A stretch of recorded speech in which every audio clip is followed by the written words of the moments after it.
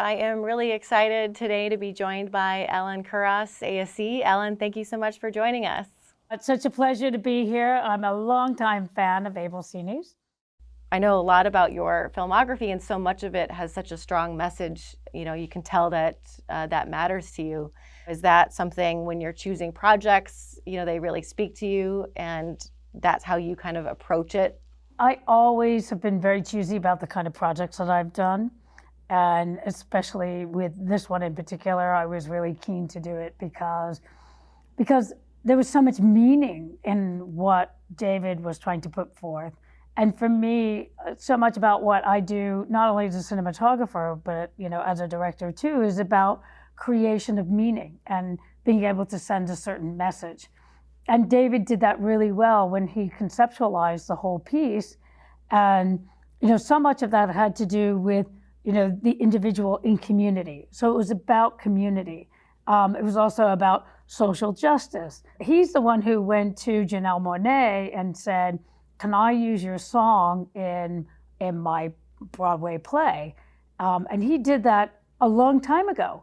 So it's been part of American Utopia for a while.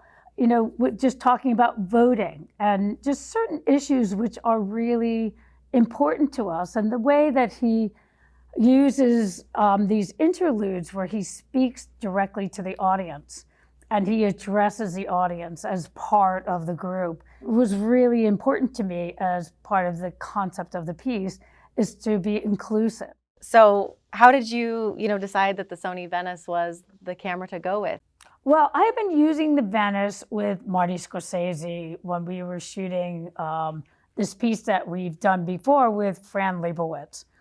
And so for this new series with Fran, I knew that I wanted to find a camera that was filmic, cinematic, and also I was really attracted by the Rialto, because Marty and I wanted to be on the streets with Fran, we wanted to be in the streets of New York, and we didn't want to be noticeable. So we didn't want to use a Steadicam.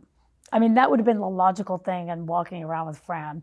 And so, I was talking to Rick Joya, my camera assistant, about the Sony, and, the technology is changing by the minute, so it's like, how do we keep up with everything? So we ended up having a long discussion about the cameras.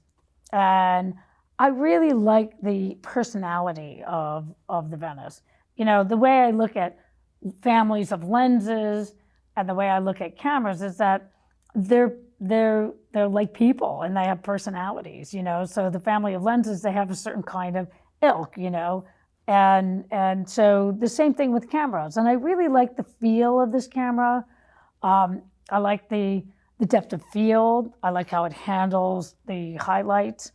I like that it gave me a little bit of resonance in the highlights, which is something is my style and what I like. And so I ended up using the Venice on this shoot with Marty, and they gave me the prototype Rialto that I could use because it hadn't been out yet.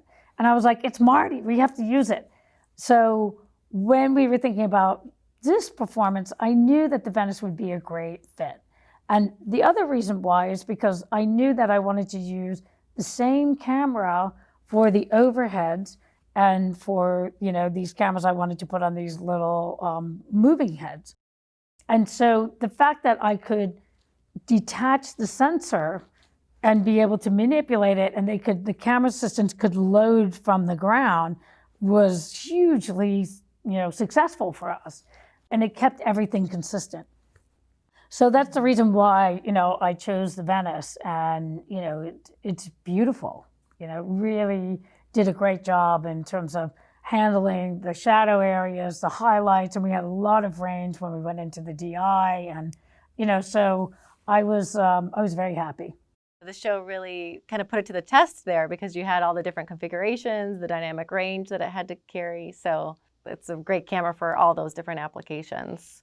You've always been someone that pushes the technology forward, but yet, does it in such a poetic way because the story is always, first and foremost. So how do you balance, so much new technology with your craft? Well, as a DP, I was always someone who would figure out what the concept is and then find the camera or the equipment that fits that idea.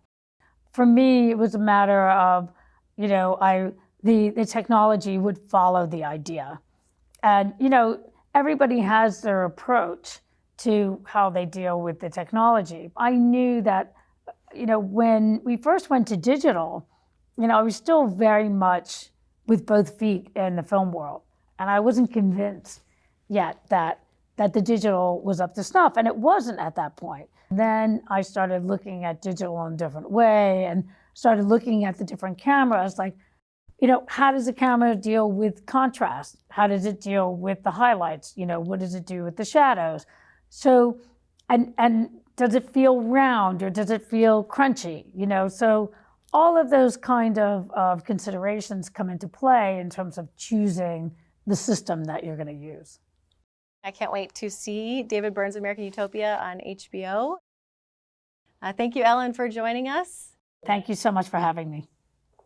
Everyone, thanks for watching, and we'll catch you next time. Ciao.